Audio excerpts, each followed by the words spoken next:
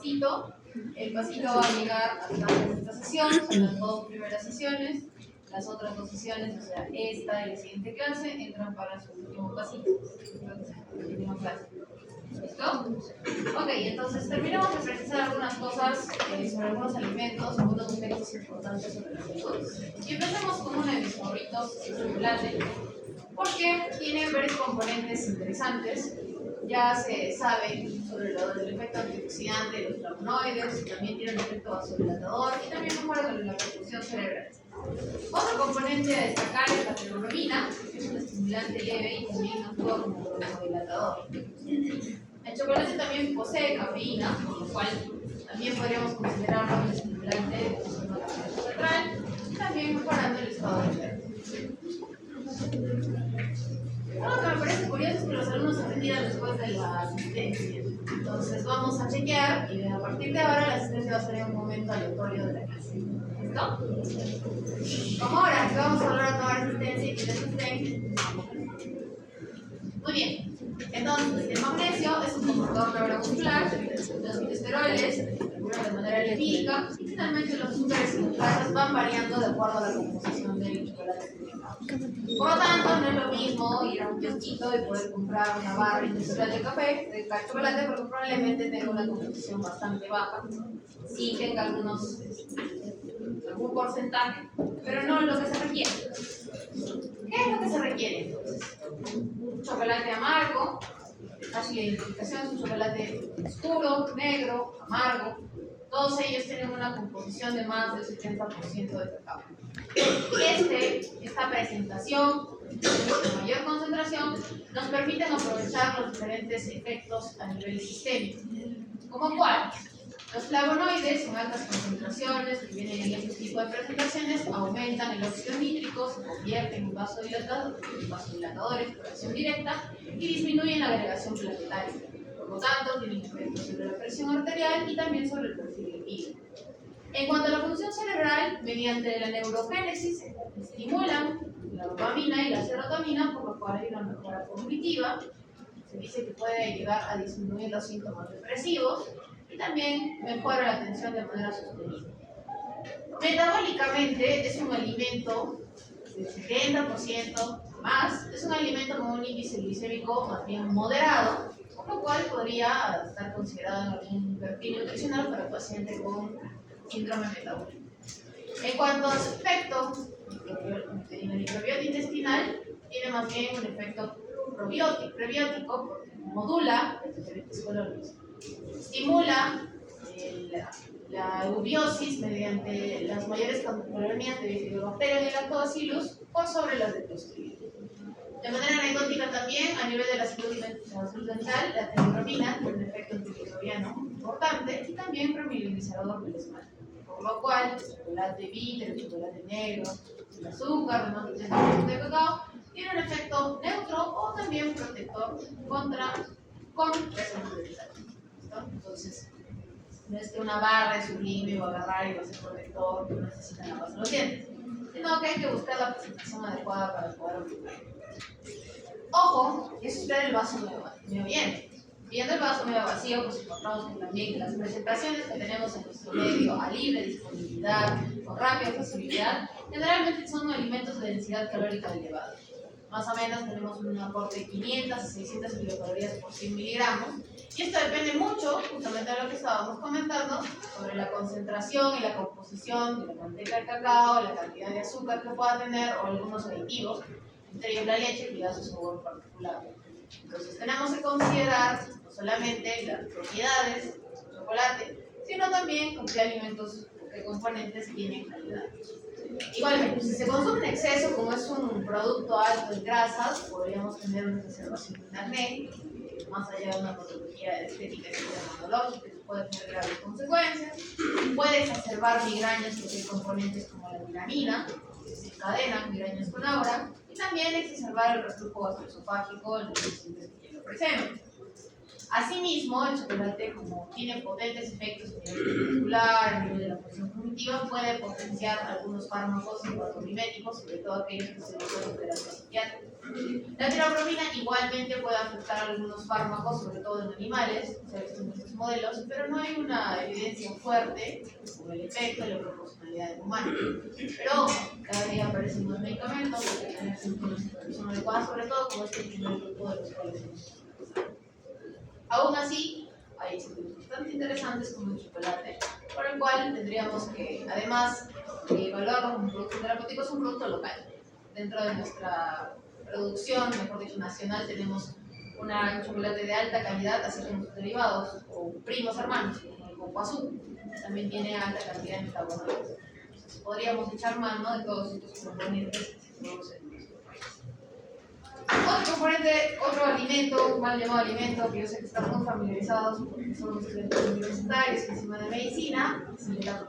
Es una sustancia que, si bien es cierto psicoactiva, aún tiene el permiso legal, es de amplio consumo, está ligado íntimamente a este progreso de la civilización, aspecto mágico religioso, lúdico, distractor, que nos ha acompañado para ser seres humanos. Sin embargo, tiene también la perspectiva de ver el vaso medio vacío y el vaso medio lleno. En cantidades breves, incluso se ha llegado a recomendar como parte de un perfil dietario saludable, tal así que aparecen dentro de las recomendaciones de la dieta mediterránea. Sin embargo, el consumo crónico asociado al consumo excesivo presenta muchos trastornos sistémicos, no solamente a nivel orgánico, sino psicosocial y también de índole nutricional. Recordemos que el etanol tiene una absorción rápida, es producción pasiva, se da en el estómago, en el ayuno y no tiene digestión previa, por lo cual llega entero. Pero se metaboliza por 3 vías. La primera es el alcohol deshidrogenasa, aquí interviene la aldehído deshidrogenasa, pero el producto que puede generar en grandes cantidades es tóxico, se llama acetaldehído. Lamentablemente los seres humanos es la principal vía del metabolismo. Tenemos una segunda vía que es la vía microsomal, por lo cual interviene esta famosa enzima, la cual ya hemos conversado, el CYP2E1, que es inducible y que puede llegar sujetos afines activados por un consumo crónico, a generar tolerancia por este rápido metabolismo que hay en el alcohol. Y una vía menos común es la vía de la catalasa, pero que también vale la pena mencionar. Dentro de los efectos positivos del alcohol, por lo cual aún se sostiene con uñas, garras y dientes como elemento fundamental de la dieta mediterránea, es que tiene un efecto sobre el perfil lipídico cardiovascular. Aumenta el HDL, sobre todo en el consumo leve, hay medidas de diferentes estudios, 32.4, 62.7, más o menos una copita pequeña de vino al día, está relacionado con un patrón positivo. Asimismo, tiene un efecto antitrombótico. Recuerden que uno de los componentes del vino tinto es el resveratrol. También tiene un potente efecto antioxidante. El vaso medio vacío es bastante más grande, porque tiene efectos múltiples y múltiples. Además de producir la que tan conocida y tan experimentada por ustedes, sedación, amnesia, deterioro del juicio, en cantidades altas de manera aguda puede llegar a hipoglicemia por la inhibición de la gluconeogénesis, de manera crónica produce cirrosis, de manera aguda puede producir hepatitis, cirrosis hepática, gastritis, úlceras, disbiosis intestinal, que es un efecto que normalmente se pasa desapercibido. Está relacionado con la mayor aparición, con la mayor prevalencia de cáncer de esófago, carcinoma tipo 1, hígado, colon y mama. Igualmente, se ve exacerbado en cuadros de hipertensión, puede desencadenar miocardiopatía, fibrilación auricular, efectos neurológicos como neurodegeneración a largo plazo y también encefalopatía de Warthin-Korsakoff de manera aguda o a mediano plazo. Déficits de B1, de B12, de folato, vitamina A, zinc y magnesio, sobre todo asociados a su consumo crónico y excesivo. Esto también lleva a una malnutrición proteico-calórica porque disminuye la síntesis hepática, disminuye la sensación de apetito por todos los efectos de esta digestión, por la digestión masiva, y puede producir anemia macrocítica por la deficiencia de las vitaminas, de folato, B12, inmunosupresión, atrofia cerebral, teratogenicidad fetal, bajo peso al nacer restricción del crecimiento uterino, interacciones con otros fármacos, hipoglucemiantes, sedantes, endotoxemia intestinal, aumentar el riesgo de demencia, disminuir la síntesis proteica hepática, por lo cual se genera un anabolismo hepático, alteración hormonal estrogénica, por lo cual tenemos un mecanismo fisiopatológico para cánceres relacionados, y también en algunos otros cánceres se considera ya como un carcinógeno tipo 1. Entonces, tener mucho cuidado con la prescripción o la libre prescripción de estos patrones aparentemente saludables por todos los posibles efectos que puedan tener. Es decir, si yo tengo un paciente hipertenso, un paciente con síndrome metabólico, pero que también es cirrótico, no se les ocurre decir, tienes que seguir toda la dieta mediterránea. Vamos a seleccionar qué alimentos pueden convenirle a nuestro paciente de acuerdo. En cuanto al café, se habla mucho, ha sido un alimento socializado durante muchos años. Sin embargo, hay algunos componentes interesantes. Además de que ya conocemos, ampliamente conocida la cafeína como estimulante y también como antagonista de la adenosina, tenemos los ácidos clorogénicos que tienen una potente acción antioxidante, modulando también el metabolismo de la glucosa y de los lípidos. Igualmente, la trigoxanilina es un precursor de la niacina, también del complejo B2, y tiene un efecto antimicrobiano añadido. Los diterpenos son hipocolesterolémicos, pero ojo, aquí empieza el tip del chef donde nos vamos a clases culinarias, porque no es lo mismo tener un café no filtrado que un café filtrado. Los dipertenos en cantidades excesivas pueden llegar a aumentar el NDL, y este proceso de eliminar o de modular los dipertenos aparece una vez que nosotros filtramos. Por ende, si ustedes toman con el café, su Nescafé, su Alto Mayo, que viene hidrolizado, que viene en polvo, pues no lo están filtrando. Lo están consumiendo entero, en grandes cantidades, podría ser la causa por lo que algunos tengan alguna alteración con su perfil. Igualmente, las melanoidinas son antioxidantes, pero se forman una vez que el café está tostado. Por eso es que, además de tener un sabor amargo y un retrosabor agradable, este proceso de tostaduría brinda mayor cantidad de antioxidantes dentro del grano. Sistémicamente, el café es capaz de disminuir el riesgo de enfermedad coronaria, ha visto también una reducción de ACVs, de fibrilación auricular y mejora la función endotelial y el perfil inflamatorio. Ojo que hace unos 4 o 5 meses ha salido un estudio sobre nutrigenómica, sobre los 4 perfiles químicos que podrían existir en la población humana para definir si realmente hay mayor riesgo de infarto agudo de miocardio, de supresión del agudo de miocardio. Vamos a dejarlo por ahora así, ¿listo? No queremos confundirlos, la referencia a su libro habla sobre el efecto positivo del café. Vamos a llegar en algún punto a seleccionar qué pacientes son metabolizadores lentos, metabolizadores rápidos, para poder sacarle el jugo a este.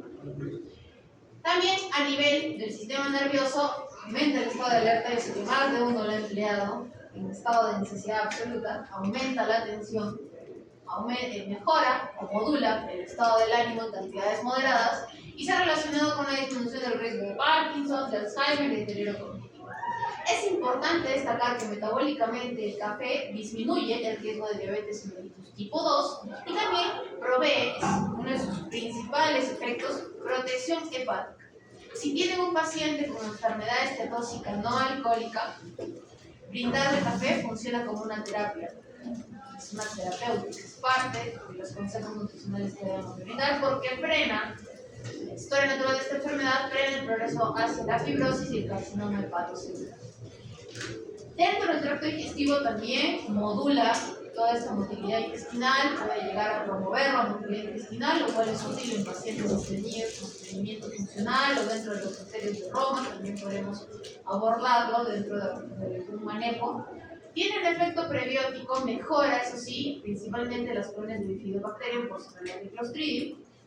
Y ojo, se ha hablado mucho sobre el efecto negativo del café con respecto a pacientes con osteoporosis, pacientes con trastornos alrededor del calcio, incluso la consolidación de fracturas y el uso del café. Hoy por hoy no se sabe, a ciencia cierta, no hay una diferencia significativa, mejor dicho, de un posible daño renal o incluso de un empeoramiento de la nefropatía diabética. De manera renal, el café no tiene un efecto significativo. Tampoco es que haya un aumento de fracturas si implementando café en la dieta. Entonces podría participar tranquilamente en el proceso de consolidación. Dosis altas de café, sin embargo, estimulan la excreción de calcio y de magnesio, por lo cual sí podríamos tener una pérdida excesiva. Más de 400 miligramos al día equivale a 4 tazas de expreso por día. Entonces también hay que tenerlo en cuenta para calcular las cantidades y evaluar realmente en qué paciente podríamos estarlo perdiendo. Y es necesario que si una mujer perimenopáusica tiene un consumo de café por esta transición de climaterio y toda la reconformación nutricional, quizás pensar en una suplementación de calcio o evaluar la suplementación de calcio si consume esta cantidad de café mensual. El café ya aparece hoy por hoy como una terapia, sobre todo en hipertensión. Recuerden que para potenciar el efecto, modular el efecto de los lipopenos, estimular su máxima concentración, el café debe ser filtrado. En pacientes hipertensos no lo recomendamos con más de 3 tazas de café al día. Recuerden las cantidades, una taza de expreso, probablemente americano. Evitar, sobre todo en los metabolizadores lentos, por los efectos que comentábamos en la sesión pasada. Taquicardia, que puede desencadenar algún tipo de arritmia. En insomnio y ansiedad habíamos comentado que no se debe brindar después de las 2 de la tarde, sobre todo en estos metabolizadores lentos, por los efectos de la alteración en el ciclo del sueño. En el embarazo tenemos que limitarlo, se puede brindar 1 o 2 tazas al día como máximo. Y en enfermedad hepática es todo lo contrario, tenemos que estimular y beneficiar, proveer al paciente todos los beneficios del consumo de café, sobre todo a nivel cortisol hepático. Dentro de nuestra función como nutricionistas dietistas, pues tenemos alguna suplementación o algún cambio. De hecho, cuando se transicionó del manejo hospitalario de estos sustitutos a la masificación de la industria, apareció una etiqueta muy conocida por ustedes, el Capitalite. Todos estos sustitutos, los grandes los macronutrientes, pues proveen unos cambios, sobre todo los sustitutos de la grasa. Recordemos que culinariamente, si alguna vez han cogido una olla, una sartén o una tetera en su vida, las grasas aportan sabor, aportan textura y también aportan esta cremosidad que nos da la idea de la saciedad.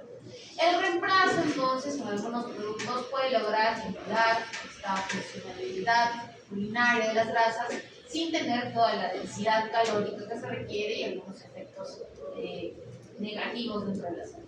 ¿Cómo podemos modificarlas? Tenemos primero los carbohidratos modificados, tenemos maltodextrinas, gomas vegetales que son muy usadas en la repostería y almidones resistentes. Actúan como espesantes, como emulsionantes y son sobre todo usados si ustedes voltean su alacena o su guandis, su salsa de preferencia, lo encontrarán probablemente, así como algunos lácteos bajos en grasas y sobre todo en bollerinos. Bastante frecuente encontrarlos, sobre todo en gomas vegetales y los maltodextrinas. Aportan dulzor, tienen menor cantidad de grasas, disminuye la cantidad de calorías en general, pero predominan los carbohidratos. En cuanto a las proteínas microparticuladas, podemos tener, por ejemplo, las que derivan del suero de la leche o del huevo. Estas van a simular la textura cremosa de la grasa y se usan en productos que requieran este tipo de textura. Entonces aparecen en yogur, en quesos untables y en helado blanco. Estos famosos yogures con alto contenido proteínico suelen tener un recambio de las grasas en favor de estas proteínas microparticuladas. Y finalmente podemos reemplazar las grasas con ésteres de sacarosa, o ya también llamados palestra. Son lípidos no absorbibles, al tener un enlace entre la sacarosa y el ácido graso, hace que no se metabolicen en el cuerpo, por lo cual tiene un contenido calórico excesivo. Lamentablemente esto, su consumo crónico puede llevar a una mala absorción o un detrimento en la vitamina liposolubles. La noticia es que en nuestro país no se usan mucho, tienen un costo bastante elevado. Tenemos sustitutos también de los carbohidratos, preferentemente del azúcar. Tenemos tanto de la perspectiva calórica como de los no calóricos. De manera anecdótica, dentro de los calóricos encontramos al sorbitol, se usó mucho en algún momento de la industria, sin embargo tenía un efecto laxante. Entonces hoy por hoy lo van a encontrar en la etiqueta de limonada Marcos, limonada de productos laxantes de diferente tipo, porque vienen en altas cantidades, es bastante bien tolerado por el paciente, que simplemente cree que está tomando una limonada o un jarabe, y posteriormente tiene el efecto laxante sumado a los otros compuestos. El xilitol es usado hoy por hoy en los productos dentales. Ojo que muchos de ellos también tienen un aporte calórico, no se comen la pasta dental, chicos. Y el malditol tiene una textura similar a la sacarosa, por lo cual también se usa en la industria en productos dulces. Los edulcorantes no calóricos, muchos de ellos tienen una alta potencia de más de 100 veces que la sacarosa, pero algunos tienen algunos efectos como el sabor metálico de la sacarina, bastante difícil de estabilizar a nivel de la industria. La sucralosa, que también es resistente al calor, se usa bastante, hasta el advenimiento de la stevia, que es aparentemente natural, aparentemente sin efecto glicémico, y ya como veremos más tarde existen algunas controversias al respecto. El aspartame es quizás el que más van a encontrar a nivel de gelatinas, pudines, porque es el más usado en nuestro medio. El problema es que se metaboliza en algunas informaciones más homogéneas, en poblaciones como las asiáticas y las europeas, hay una alta cantidad de rechazo o intolerancia a este tipo de componentes. Los sustitutos de proteínas se suelen emplear en casos específicos donde haya una restricción proteínica como insuficiencia renal, hepática o alguna alteración del metabolismo de algún aminoácido como la proteína. Usamos y echamos mano de proteínas vegetales aisladas, como soya, de arroz, o mezclas de aminoácidos específicos que no tengan componentes nocivos para el paciente, así como péptidos de cadena corta, como algunas fórmulas para no comprometer la absorción. Entonces, las podemos usar en fórmulas enterales, generalmente los vemos en productos hipoalergénicos. No existen muchos en el medio, salvo que estamos viendo la parte hospitalaria. ¿Y qué pasa con estos sustitutos? Se tuvo en su momento una alta esperanza porque generan saciedad, por ejemplo las fibras sustitutas de grasas tienen un mejor efecto prebiótico, pueden mejorar la saciedad. Igualmente los edulcorantes no calóricos tenían la esperanza de que no estimulaban la insulina ni la glucosa postprandial, ayudaban a controlar el peso y también era útil para mantener el control glicémico sin sacrificar este. Lamentablemente sabemos que hoy por hoy existe un mecanismo de compensación calórica. Si colocamos una botellita de Hellmann's normal y una Hellmann's Light, probablemente la Hellmann's Light se acabe primero. Entonces, tenemos esa percepción de que como el producto es light, tiene una etiqueta de venir con menos cantidad de grasa, menos cantidad de calorías, hay una mayor disposición para poder consumir mayor cantidad, cuando en realidad no es así. La proporción puede variar un poco, pero recuerden que sobre todo cuando reemplazamos grasas, lo hacemos o bien con proteínas o bien con carbohidratos. Eso significa que aún así tenemos una proporción. Si el sustituto de grasa es carbohidrato, probablemente a la larga, como hemos visto en el metabolismo de los carbohidratos, eso se convierte y se almacena en forma de grasa. Entonces, es la telaraña musaraña del producto. ¿No? También hay un condicionamiento neuroconductual. Lo habíamos mencionado antes, el exceso de consumo de edulcorantes no calóricos hace que tengamos una exposición repetitiva de sabor dulce sin las calorías, y esto altera nuestra percepción de la saciedad. Asimismo, se ha visto ya, se ha comprobado ya, que el uso elevado de los edulcorantes artificiales, sean calóricos o no calóricos, sí eleva el riesgo de síndrome metabólico y la progresión a la enfermedad cardiovascular. Por lo cual, la terapéutica debería estar virada en disminuir el consumo de todos los productos dulces. Igualmente, a nivel de la microbiota, algunos polialcoholes y las fibras fermentables, sobre todo en sustitutos de grasa, pueden causar distensión abdominal, aumento de flatulencias, diarreas osmóticas y beneficios sensibles. Ojo, no solamente hablamos de individuos que tengan algún trastorno funcional. Imagínense ustedes, un paciente que lo operamos de peritonitis, queda todo adherido, y luego usamos algún sustituto que pueda aumentar estas flatulencias. Imagínense el dolor abdominal que va a tener, ya tiene un proceso de lesión. Hay muchos casos en los que tenemos que supervisar estos productos. Aún así, podemos usarlo también parte de una terapia perdedora de peso en pacientes obesos, pacientes metabólicos, pacientes con insuficiencia renal que requieren un recambio a nivel de proteínas, y sobre todo aquellos que no han llegado a terapia de reemplazo renal, pacientes con enfermedad hepática, porque las dietas con proteínas vegetales, aminoácidos de cadena ramificada mejoran y prevén una descompensación, como es la encefalopatía hepática.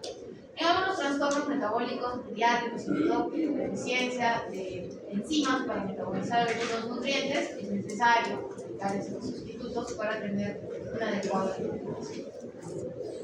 En tanto, conversamos un poquito sobre la alimentación basada en plantas. Ustedes como generación Z están bastante habituados a tener un montón de términos para cosas que pueden parecerse pero que no son iguales. Entonces hablemos un poquito, diferenciemos a las subculturas de aquellas que se alimentan bien. En mi tiempo existían los vegetarianos, pero para ustedes también existen los vegetarianos ovolácteos, incluyen huevos y lácteos, además de productos de plantitas, excluyendo todas las carnes. Los vegetarianos estrictos o veganos van a excluir a todos los productos que vengan de origen animal. En tanto que los flexitarianos tienen una dieta que predominantemente es vegana, vegetal, con algún consumo ocasional cuasi prohibido o divertido de carne. Y la dieta basada en plantas se centra en alimentos sobre todo integrales y que excluye los alimentos ultraprocesados, enzimas y biotiqueros. ¿Listo? Entonces, para que puedan tener estas salvedades, si en algún momento en el examen viene alguno de estos términos dentro de un caso clínico, para que no marquen la respuesta equivocada de acuerdo a qué tipo de alimentación están haciendo. La dieta basada en plantas y sus variantes, más y sus menos, tiene efectos que se han demostrado. Metabólicamente disminuye de por sí la presión arterial, puede contribuir a disminuir el LDL y sobre todo los triglicéridos, mejorando también la sensibilidad a la insulina. Como parte de una terapia reductora de peso es bastante útil al inicio porque podemos llegar a perder 5 kilos en 3 o 6 meses. Entonces, motivar una terapéutica, dietética, moderada, con restricción de calorías, que además tengo una dieta basada en plantas, podría optimizar o sinergizar nuestros resultados. Igualmente tiene efectos antiinflamatorios porque disminuye la concentración de algunas citoquinas inflamatorias en el IL-6, el factor de necrosis celular. Por lo tanto, disminuye el riesgo de diabetes mellitus tipo 2, enfermedad coronaria. También se ha considerado en un par de estudios como factor protector contra el cáncer colorectal, se disminuye el riesgo de cáncer colorectal y de mama, y genera, se dice, en realidad no hay un metaanálisis que dice que consumir un alimento, solamente plantas aumentan la longevidad, en algunas poblaciones se ha hablado que hay una mayor edad promedio. Ayuda a la mayor producción de ácidos grasos de cadena corta como el butirato y tiene un efecto estabilizante a nivel de la mucosa intestinal. Asimismo, también mejora el perfil de la microbiota a favor de una colonia que no es tan, no se suele aumentar con los productos habituales como el botella, disminuyendo también los bacterias. Adicionalmente a esto, recordemos que las plantas, los alimentos vegetales tienen por lo general un alto contenido en fibra, se promueve así entonces la saciedad, sabemos que puede llegar a aumentar con agua el perfil gástrico, puede reducir el colesterol y modula la microbiota, eso es muy potente. Los fitoquímicos como los polifenoles, liganos, inflamatorios, todos son antioxidantes y antiinflamatorios. Muchos componentes vegetales y sus derivados, como los aceites, tienen alta cantidad de ácidos grasos poliinsaturados, lo cual es bastante adecuado para un paciente metabólico. Asimismo, tienen alto contenido ya sea de magnesio y potasio, por lo cual nos contribuye, nos ayuda a regular la presión arterial y también el mantenimiento de la reproducción. Ojo que también puede ocasionar diferentes deficiencias nutricionales si no se supervisa o si no se mantiene la dieta basada en plantas de manera adecuada. Sobre todo recuerden que pueden faltar proteínas completas si no combinamos adecuadamente las fuentes de una legumbre y un cereal, como comentábamos en las pasadas. Igualmente, podemos tener deficiencia de vitamina B12, es necesario suplementarla sí o sí. El hierro no hemos también, dependiendo de cuáles sean las fuentes, si no tenemos una adecuada instrucción de que el paciente debe recibir legumbres. Podemos tener deficiencia de calcio y vitamina D, sobre todo en pacientes pediátricos que tienen dietas basadas en plantas. Los ácidos grasos omega 3 también en algunos modelos dietéticos se suplementan sí o sí, porque recuerden que la principal fuente son los pescados azules y un vegano puede comer pescado, porque hay sus conflictos mágicos religiosos, pero no puede consumirlo.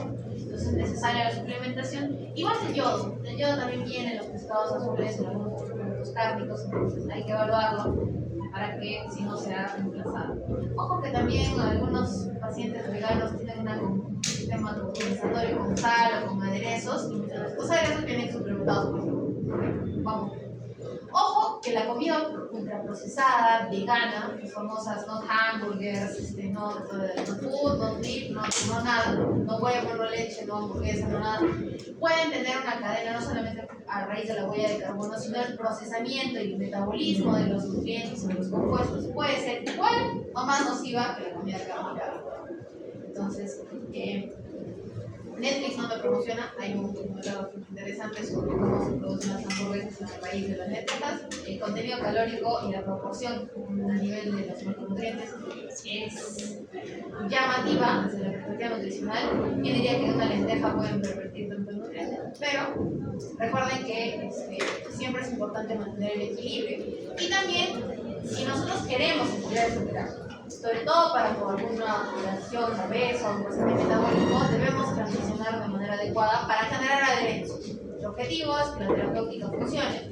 Y parte de este funcionamiento es que él siguiera la terapéutica.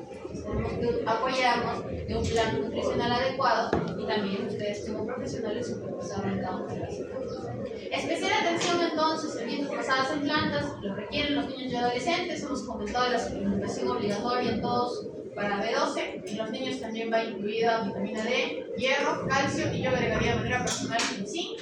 Se ha visto que la deficiencia crónica de zinc en muchos medios está relacionado con un aumento de infecciones respiratorias, tuberculosis, entonces es importante para mantener la inmunidad. En el embarazo y la lactancia, si identificamos una gestante vegana, entonces por ahí ustedes podrán ver que nuestro Perú es bastante diverso. Entonces es necesario que también le hagan una evaluación nutricional a todas sus gestantes para que puedan ver qué comen, qué se lo comen, y también darles una suplementación sistemática adecuada. Ojo que todos estos equilibrios nutricionales y micronutrientes, no necesariamente la nutrición proteico-calórica, se ha asociado con un riesgo de bajo peso al nacer, en fetos, en los nuevos seres, si hay deficiencias energéticas, micronutrientes y también. En adultos mayores que siguen dietas basadas en plantas, hay que tener y hay que evaluar el riesgo de sarcopenia aumentado por esta falta de combinación adecuada de las legumbres con los cereales para llegar a ese índice biológico adecuado, sobre todo porque también se pierde vitamina B12 con la edad. Hay que priorizar entonces en ellos el consumo de legumbres, de soya, derivados como tofu y de algunos cereales integrales que vienen fortificados, sobre todo con las vitaminas y proteínas. Clínicamente entonces, las dietas basadas en plantas, consignadas con suplementos, por ejemplo lácteo, tienen un efecto positivo sobre la obesidad, generan mayor saciedad, tienen una menor densidad calórica, en compensación, igual es útil en el paciente metabólico con diabetes tipo 2, con dislipidemia, con síndrome metabólico, y también en el paciente hipertenso podemos llegar a tener un efecto terapéutico sobre la presión arterial y la presión, sobre todo a nivel diastólico como sistólico. Son objetivos terapéuticos incluso para variantes diferentes. Entonces, este tipo de dieta se configura como ideal para el paciente metabólico solar, ¿no? Paciente metabólico, síndrome metabólico, estenosis hepática, hipertensión arterial, con derivados coronarios, y luego el paciente metabólico clásico de diabetes. Habiendo dicho eso, habiendo aprendido eso, entonces ha llegado el momento en que ustedes van a poder resolver sus casos clínicos, ¿ya? Que puedan interpretar sus casos clínicos parte 1. ¿Por qué? Es importante que ustedes como médicos generales puedan establecer qué paciente tiene una adecuada nutrición, que se encuentra en riesgo y que necesita de. Para esto nosotros empleamos diversos métodos. Cualquier personal sanitario debería estar capacitado entonces para hacer un derivado o screening nutricional y con práctica hacer una valoración o assessment. Entonces al final de esta clase, ustedes paso a pasito van a poder comprender, implementar todas las herramientas brindadas para el derivado y la valoración nutricional en diferentes situaciones. Sí. Ojo, y la verdad, ojo, es que yo no soy una pediatra.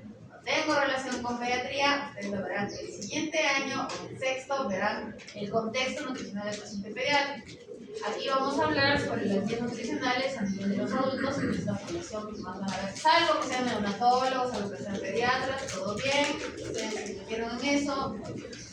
La nutrición, entonces, recordemos que es un proceso biológico para mantener funciones vitales. Ya sabemos que es el equilibrio entre lo que ingresa, lo que sale. ¿Y qué pasa en el medio? ¿Cómo influye ese nutrimento que estamos dando a diferentes reacciones en el cuerpo? Recuerden que entonces el riesgo nutricional es la posibilidad de que un paciente desarrolle una alteración nutricional con un impacto clínico significativo. Las guías internacionales como la Asociación Americana de Nutrición recomiendan que el diagnóstico o la identificación del riesgo nutricional se haga, no si antes, dentro de las 24 horas de la hospitalización del paciente. Entonces, queda en función de ustedes, futuros internitos, cuando tengan a sus asistentes diciendo, no, también, hagamos algo, por favor. Igualmente, un concepto que va casi ligado al paciente hospitalario es la nutrición asociada a la enfermedad. Habíamos revisado y es una condición prevalente, altamente prevalente, pero altamente subdiagnosticada, sobre todo en nuestro medio, y esto afecta negativamente a la morbilidad del paciente que ingresa, a la estancia hospitalaria porque la prolonga y podría aumentar tasas de mortalidad. Por ello, sumamente relevante que podamos identificar el riesgo nutricional para tener no solamente una relevancia en su práctica clínica, en el paciente, sino también a nivel de salud pública. Cabe aclarar entonces que tenemos por un lado el cribado nutricional, por el otro la valoración nutricional. En algunos papers, evidentemente porque vienen de inglés, vamos a encontrarlo por su descripción en inglés que se escribe. Cuando hablemos de screening o cribado estamos diciendo lo mismo, y cuando digamos assessment o valoración estamos refiriéndonos también a términos sinónimos. El screening no cribado busca detectar el riesgo de nutrición. Hay algunas herramientas específicas y normalmente lo puede usar cualquier personal clínico que no necesariamente haya recibido un entrenamiento exhaustivo para poder identificarlo.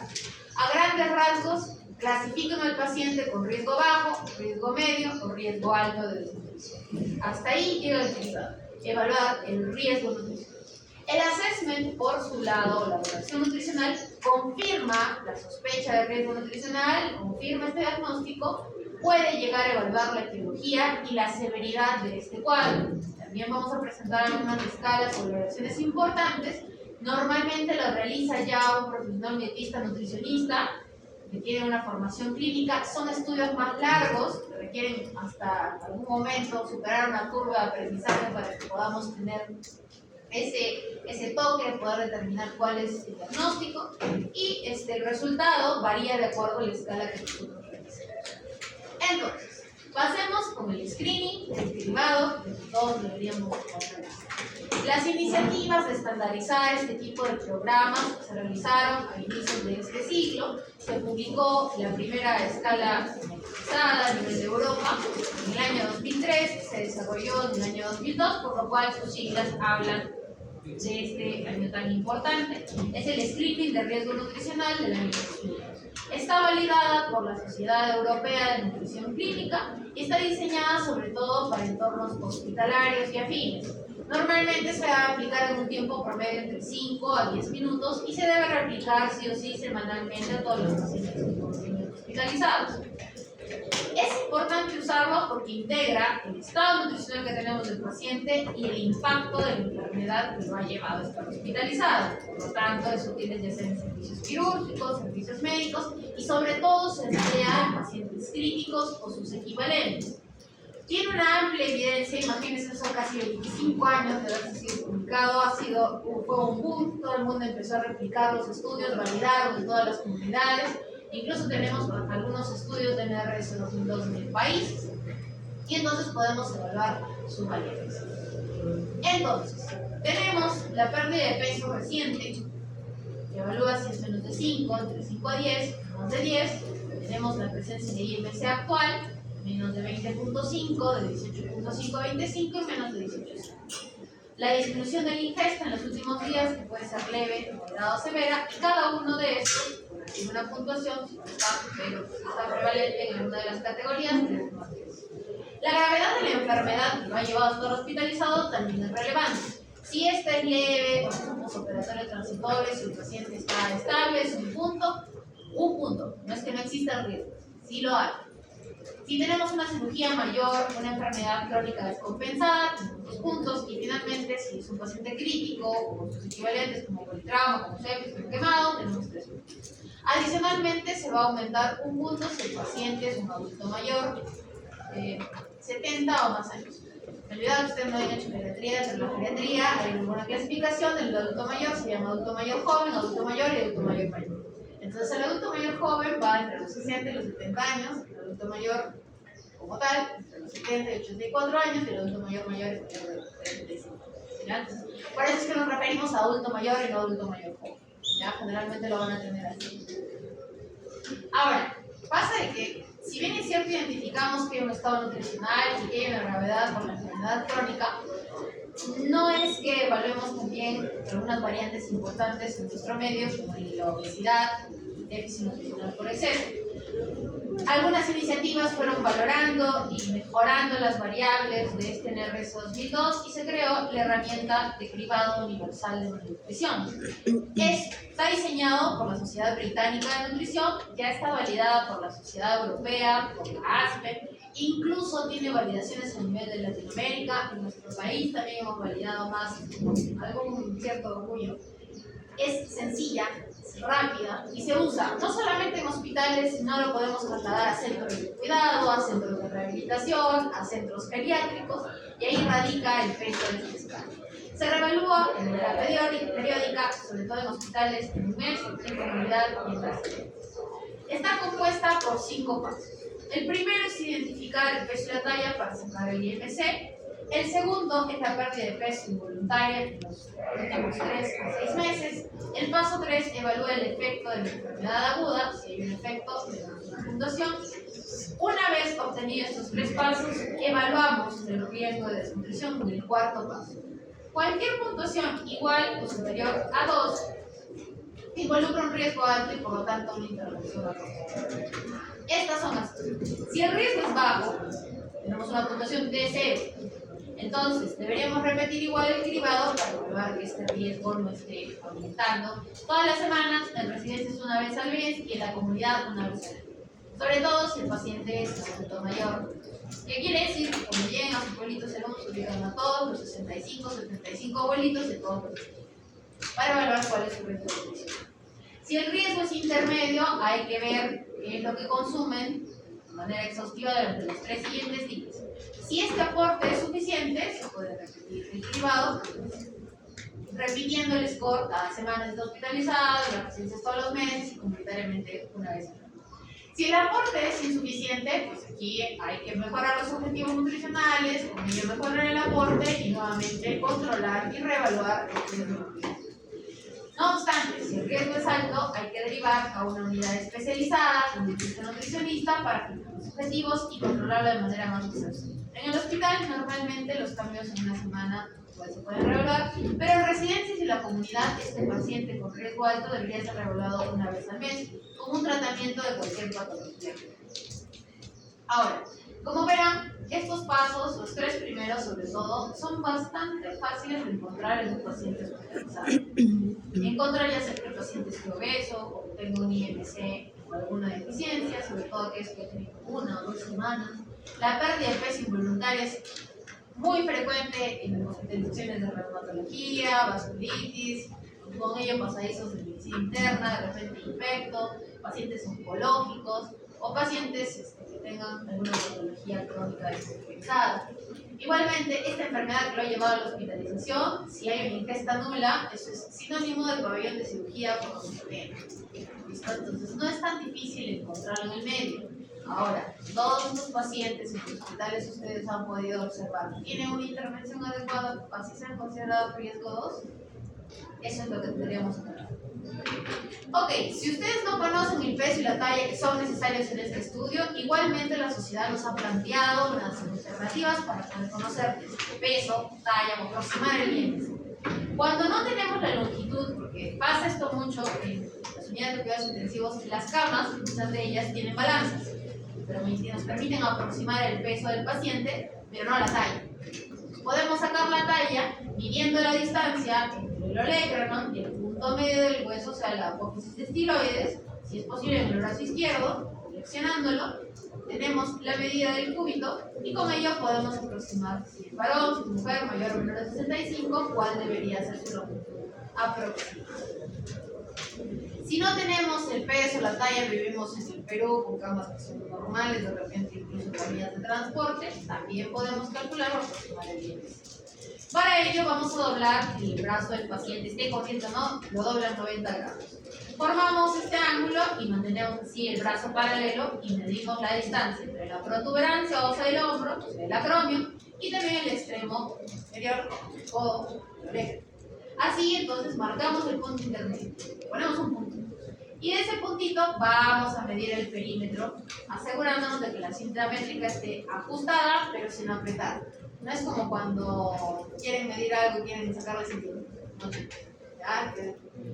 No entra un dedo, pero sí se mueve con facilidad. ¿Ya? Este es un tip.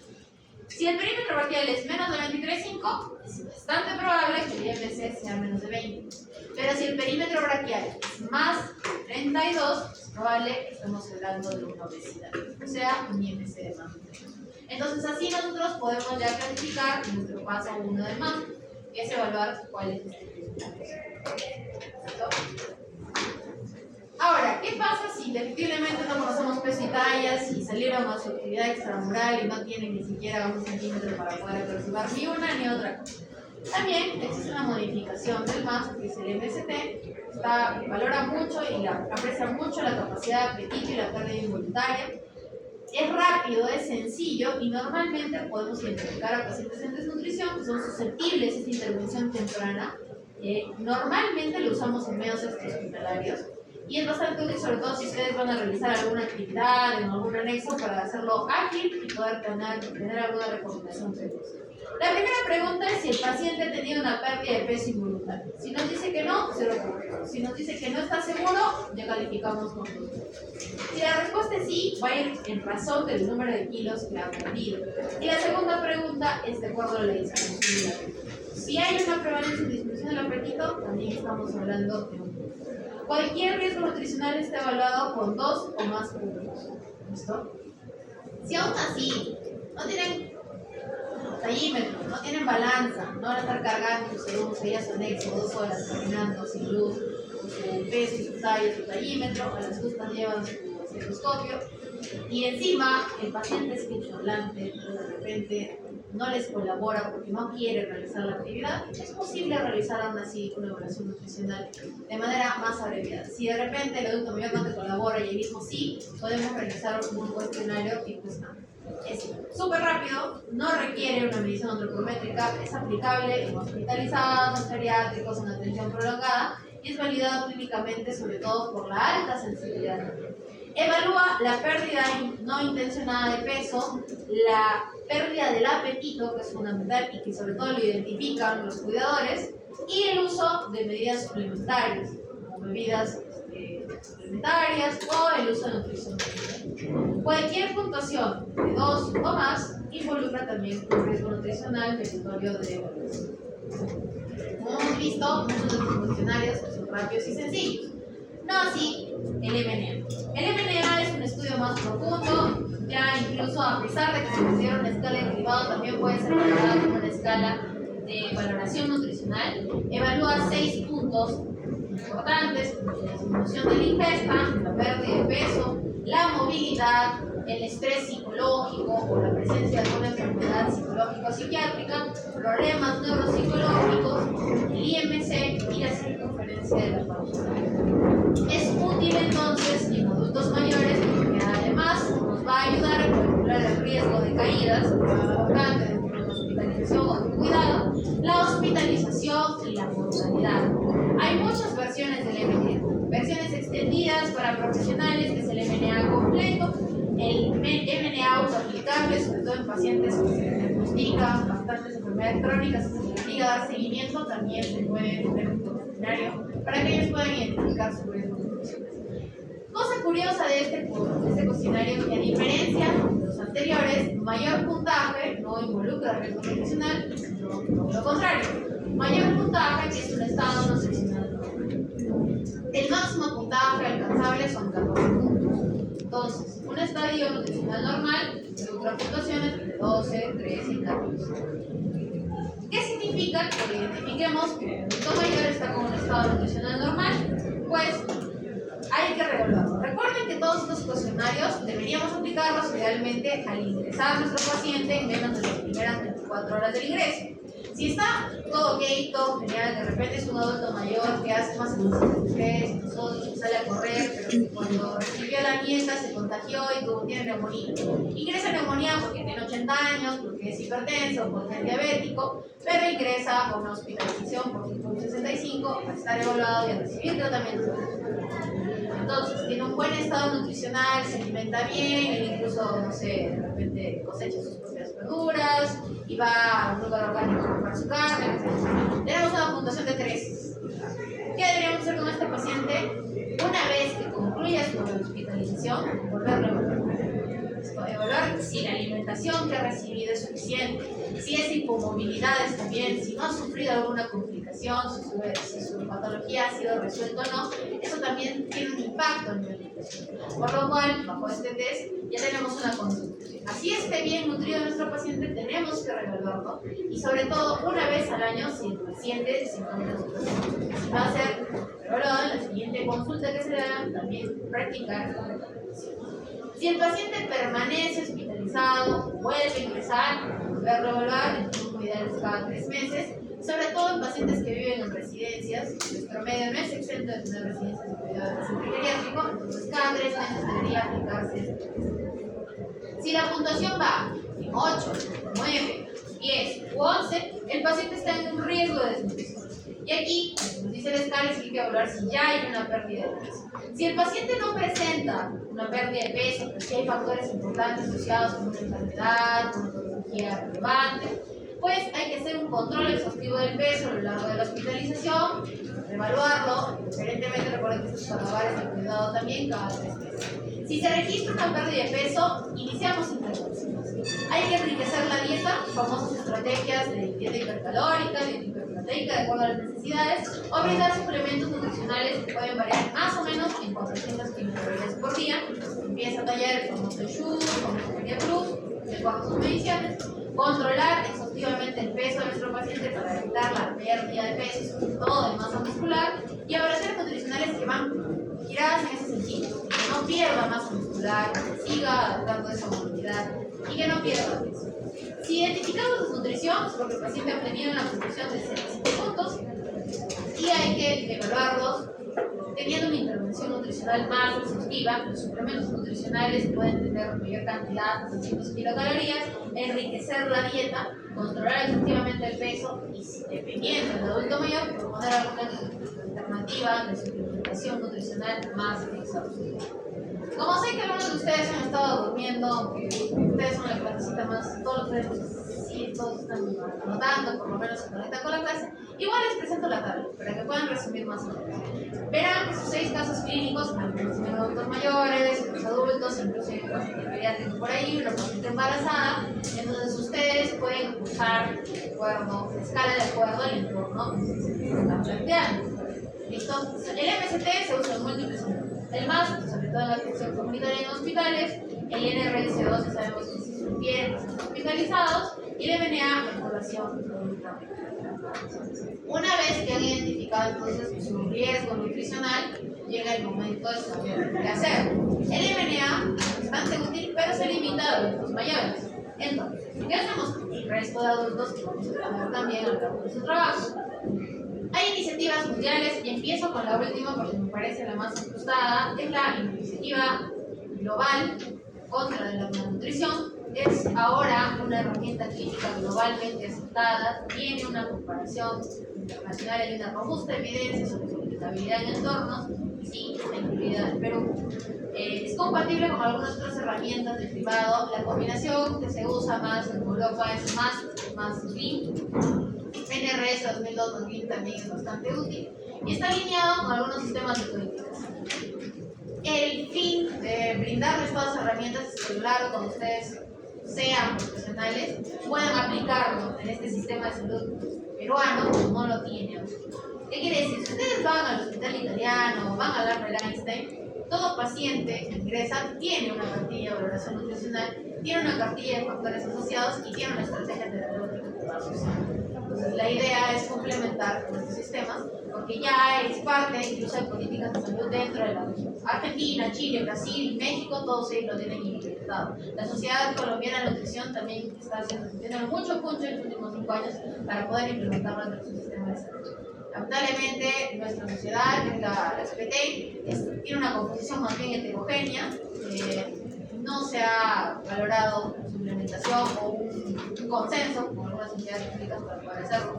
Pero es útil, por ejemplo, las herramientas GLIM porque evalúa no solamente el criterio fenotípico que habla sobre este riesgo de nutrición, sino también ubicado en una causa con los criterios epidemiológicos.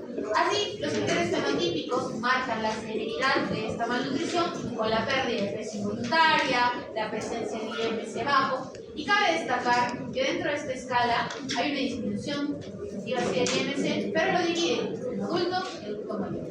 El adulto mayor, recordemos que puede tener un peso adecuado, pero tiene esto en detrimento de su masa muscular. Todo adulto mayor que tenga un IMC menor de 22 se considera ya en riesgo de desnutrición por IMC. Igualmente, hay que evaluar la reducción de la masa muscular. Muchos métodos para hacerlo. Arequipa, lamentablemente, no todas las actividades, por decir casi ninguna, tiene una valoración por calorimetría indirecta para evaluar esto. Tampoco hay DEXAs y vías, que son las vías más empleadas, pero sí tenemos comparación. Entonces podemos emplear esta valoración a nivel de esa teoría. Etiológicamente, entonces, tenemos la causa de estos problemas que puede darse ya sea por una ingesta reducida, la disminución del consumo proteico calórico, por mala absorción, o la presencia de una inflamación aguda o crónica. Es decir, enfermedades que lo llevan hospitalizados, que están agudas, que son severas, o enfermedades crónicas que sean descompensadas. Los criterios GLIM, entonces, en los criterios fenotípicos, evalúan la desnutrición ya sea a nivel moderado, desnutrición a nivel severo. Presento aquí las disposiciones entre cada uno de ellos. Recuerden siempre y evalúen siempre el IMC y evalúen si el paciente es adulto o adulto mayor, desde adulto mayor joven para desde adulto mayor. La masa muscular puede estar también levemente reducida y basta que sea levemente reducida para considerarlo de nutrición moderada y muy reducida para que esta sea considerada así. Como verán, son criterios fáciles, aplicables para que podamos establecer estrategias de intervención nutricional. La primera escala que se usa, de hecho yo aprendí a hacer diagnóstico nutricional con esta escala, se llama valoración global subjetiva. El hecho que tenga el componente subjetivo hace que requiera un entrenamiento bastante mayor. La fortaleza es que no requiere evaluar directamente el IMC o tener algún parámetro bioquímico relevante, no usa tanto sus pruebas, pero sí necesita de que el personal esté entrenado en este juicio clínico para poder estructurar cuál es la decisión terapéutica. Vamos a ello. Aparentemente es dificilísima, pero es más rápida que el otro criterio, que el otro valoración. Evaluamos pérdida de peso, sin necesariamente tener un IMC, sino es lo que preguntamos a los familiares, al paciente, la ingesta dietética, lo que podemos evaluar incluso dentro de la hospitalización, la presencia de algunos síntomas que pueden ir antes, durante la hospitalización, la capacidad funcional, sobre todo la actual que encontremos, la enfermedad y el estilo metabólico que le llevan a estar en la situación de interconsulta y evaluar el examen físico, que sea grasa subcutánea, masa muscular y la presencia de edemas y vesinas, lo cual lo hace bastante interesante, sobre todo en la unidad de cuidados intensivos. Se subcategoriza o se clasifica en 3: bien nutrido, desnutrición moderada y desnutrición severa. Y aquí radica pues la diferencia. Si tenemos un paciente obeso, de su postoperatorio inmediato, de un bypass gástrico que ingresa en la unidad de cuidados intensivos porque hizo broncoespasmos al momento de retirarle el tubo, tuvimos que reintubarlo, está con ventilación mecánica automática. Es un paciente que ha tenido cierto grado de pérdida de peso, no muy fuerte, porque sí ha perdido 5% de su peso como parte de la terapia para entrar a bypass gástrico. Ha tenido una disfunción leve, estado con dieta líquida las últimas 2 semanas, y en algunos no tienen ningún tipo de síntomas, ha entrado saludable, solo ha tenido el broncoespasmo, funcionalmente ha tenido activo, no ha tenido ninguna limitación. La enfermedad, sin embargo, el broncoespasmo es bastante importante. A nivel de la grasa subcutánea tenemos aparentemente un criterio normal, pero podríamos considerarlo una pérdida por exceso, una clasificación B por exceso.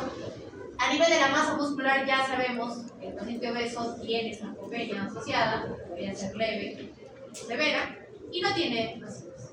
Entonces, su valoración final será nutrido, moderadamente desnutrido a riesgo o desnutrido. ¿Cuál sería su valoración? ¿Quiénes dicen A? Mal. ¿Quiénes dicen B? Levanten bien. Esto no es levantar la mano. ¿Ya? ¿Ya? Como juramentación de municipio escolar. Como RAI. ¿Y quiénes dicen C? ¿Ya? Los que han dicho B, ¿por qué han dicho B? Porque su corazón de las cartas, su intuición, tienen ahí un poquito. ¿Por qué?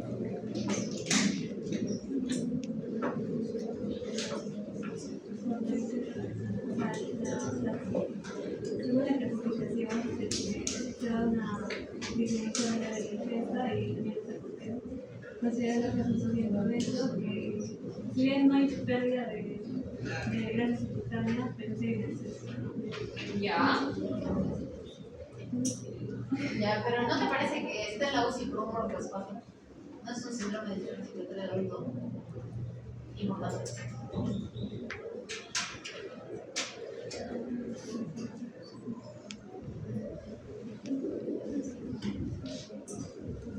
Sí, no. ¿Quién ha cambiado su opinión? ¿Quién persiste? ¿Y ve? ¿Quién quiere defender el C? Ese es el kit con esta valoración, que a veces requiere pensarlo un poquito más, requiere agarrar, frenar un momento y decir, ok. Entonces, en este caso en particular, yo lo valoraría como B solamente porque ha entrado por broncoespasmo, no por neumonía. Ahorita sí está en una fase crítica, pero dentro del caso clínico hay algo relevante: ventilación protectiva. No es que tengamos, más allá de, si tenemos un distrés respiratorio del adulto, porque es un paciente obeso, no va a expandir bien, una cirugía laparoscópica en 4 o 5 horas, vamos a tenerlo 24 o 48 horas. En este momento está en riesgo de nutrición, patología aguda que lo aqueja, por su problema crónico, pero no es severo porque no tenemos una traducción significativa de ello. ¿Ya? Aunque los detractores podrán decirme, pero si entra OBEPA significa que tiene una obesidad mórbida. Y eso involucra un trastorno nutricional severo. Depende mucho de cómo lo puedan evaluar. La estrategia nutricional, el B y el C, va a depender de cuán agresivos debemos de ser. Aunque valoran en la subsiguiente clase, que la variación depende de algún otro factor como la indemnidad del tracto gástrico. Nuestras herramientas, basta que identifiquemos este riesgo de nutrición. En algunos otros casos, el paciente severamente desnutrido es obvio, bastante obvio, pero para poder definir B o C es donde nosotros nos vamos a entrenar un poco. Así no hagan los 6 casos clínicos, les recomiendo que por lo menos para ir entrenándose busquen esta valoración global subjetiva en estos 6 casos en sus casas, de manera libre, de manera que puedan entrenarse por el examen y poder chequear qué respuesta les darían en cada caso. Así entonces, si entendemos que hay algunas otras mediciones que podemos usar para diagnosticar, para sustentar nuestro diagnóstico, la circunferencia braquial de menos de 23.5 es asociada a una nutrición. La fuerza de presión manual también es un predictor de sarcopenia. Hay algunos dinamómetros, no todos los servicios se cuentan. También la presencia y la prevalencia de sarcopenia en los servicios asociados con un aumento de la mortalidad. Recuerden el IMC tiene diferentes, hoy por hoy tiene diferentes puntos de corte si el paciente es adulto o si es adulto mayor. Entonces, al sugerir riesgo nutricional, teniendo en cuenta el valor de menos de 20 para adultos y menos de 22 para adultos mayores. En cuanto al porcentaje de grasa corporal, hay un uso limitado de manera en contexto clínico, pero sí es útil en contextos ambulatorios. O evaluar el porcentaje de grasa corporal por déficit, por exceso. Hoy por hoy ya no podemos evaluar o pensar que todos los pacientes desnutridos son por déficit. El típico estereotipo que hablábamos al inicio de la segunda parte, sino también los pacientes antes vistos como saludables, con buena nutrición, que se alimentan más, también podrían acarrear un riesgo nutricional.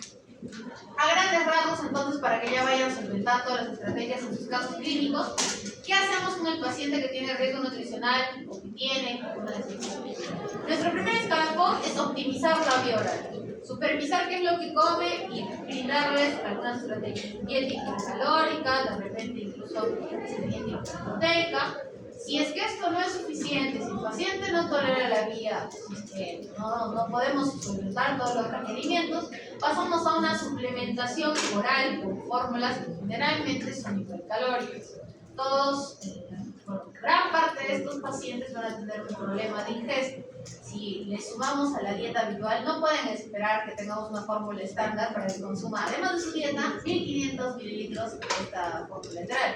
Por lo tanto, se usan fórmulas hipercalóricas, alta concentración para que en pocas cantidades podamos tener el mismo requerimiento. Si a pesar de eso el paciente no tolera o el paciente no obtiene el requerimiento nutricional, sigue perdiendo peso, entramos a tallar a la terapia nutricional como soporte nutricional, ya sea hipoenteral, mixto o parenteral. Y todos estos monitoreos, ya sea que agarremos y coloquemos, sí señora, tome Ensure, sí señora, tome Providegol, sí señora, tome Vitalidad Plus, requiere una reevaluación semanal a nivel hospitalaria y mensual a nivel ambulatorio. ¿Listo? No se trata de brindar libremente estos suplementos porque el paciente se puede confiar, puede cambiar, hacer un switch en su dieta y solo tomar Ensure. O agarrar y tomarlo en exceso, aumentar de peso, ganar masa muscular, ganar masa adiposa, detrimento de la masa muscular. Por eso hay que reevaluar. Igualmente, entonces, se evalúen, chicos, que la desnutrición sigue siendo frecuente, diagnosticada y es clínicamente relevante. La aplicación, entonces, sistemática de un cribado es una estrategia que es efectiva para ustedes, para el paciente, para el sistema. Y hay herramientas que se tienen que adaptar y se adaptan, de hecho, al contexto en el que estamos afuera del hospital, dentro del hospital, en un lugar de cuidado, a la edad de nuestro paciente y a la severidad que presenta el cuadro que tenemos. Dentro de todas estas herramientas, para valorar el diagnóstico, esta herramienta GLIM funciona con mayor grado de acuerdo a la Consenso Internacional actual, pero recuerden que ya sea cualquier herramienta que ustedes apliquen, la intervención precoz va a mejorar sus resultados y también a nivel consultorio. Así entonces, ya pueden pensar en otra mentalidad, sus casos clínicos, vuelvan a conversar con sus compañeros del grupo, miren el trabajo que han hecho, pueden hacer, importante su trabajo, porque podemos ir avanzando ahora, diciendo cuál es el riesgo para en la siguiente clase establecer cuánto requiere nuestro paciente y en el tiempo que vamos a hacer. ¿Listo? Muchas gracias.